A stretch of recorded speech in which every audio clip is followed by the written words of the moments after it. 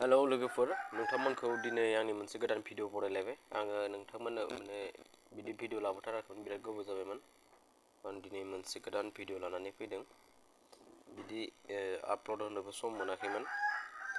दिनै सम मोनबाय माने माखासे खारननि थाखाय आं नोंथांमोननि गेजेराव मोनसे गोदान आपडेट लानानै फैदों दा जिहेतु गोजां बोथोरनि जिहेतु बाजेट सेसन BTR गभर्नमेन्टनि बे बाजेट सेसनाव जों किसुमान बाथ्राखौ जों मिन्थिनो मोनदों माने गुड निउज जायफोरा BTR ओनसोलनि जायफोरा माने टेट पास जानानै थानाय स्पेशल टेट आरो टेट पास जाना थानाय बिथांमोननि थाखाय मोनसे गोदान मोजां आपडेट बिथांमोना 12,000 नङा 1216टा पस्ट माने जायफोरा टेट पास जाना थानाय आरो स्पेशल टेट बिथांमोननि थाखाय मोनसे गोदान आपडेट बियो नटिफिकेशना नैबे साननैसोनि गेजेरावनो ओंखारनो हागौ जिहेतु BTR गभर्नमेन्टनि थाखाय बेखौ फोसावनाय जादों बा मोनथिनाय जादों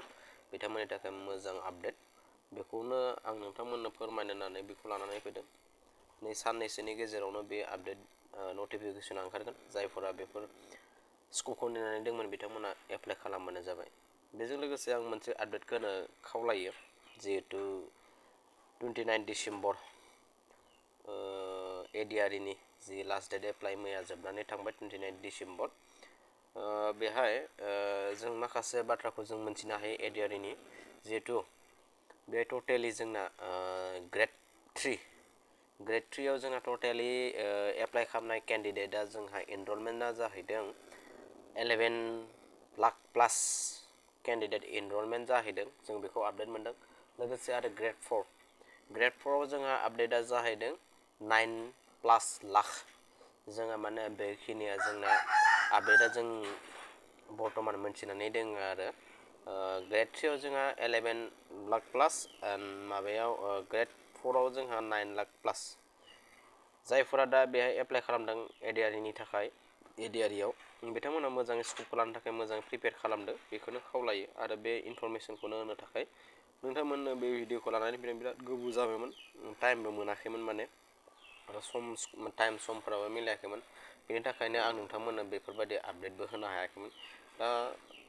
ग्रोब सम नायै आं नोंथांमोननो बे आपडेटखौ होलांबाय थागोन जेसेबां हायो आरो थाब नोंथांमोननो आं जि नटिफिकेसन मोनथियो बा जिखिनि आपडेट मोनथियो नोंथांमोननो आं जेसेबां हायो गोख्रै आपडेटखौ फोरमायहरनो नाजागोन स्किमनि बिखय गभर्नमेन्टनि जिखिनि आपडेट आं जिखिनि मिन्थिनाय बा मिन्थिगौ बेखौ नोंथांमोननि गेजेराव जेसेबां हायो जोङो माने आपडेटखौ आं होनो नाजागोन आरो बेनि थाखाय नोंथांमोना चेनेलाव जुदि गोदानब्ला चेनेलखौ अननानै साबस्क्राइब खालामना ला लाइक शेयार खालाम जाहाथे गुबुनाबो मोनथिहोयो बा मोनथिनो हायो बा नोंथांमोनाबो जुदि साबस्क्राइब खालामोबा बे बेल आइकनखौ थुनानै लायोब्ला जुदि आं गोदान माबा मोनसे आपडेट स्किमनि बिखय गभर्नमेन्टनि बिखय जुदि आपडेट होयोबा जाहाथे नोंथांमोनाबो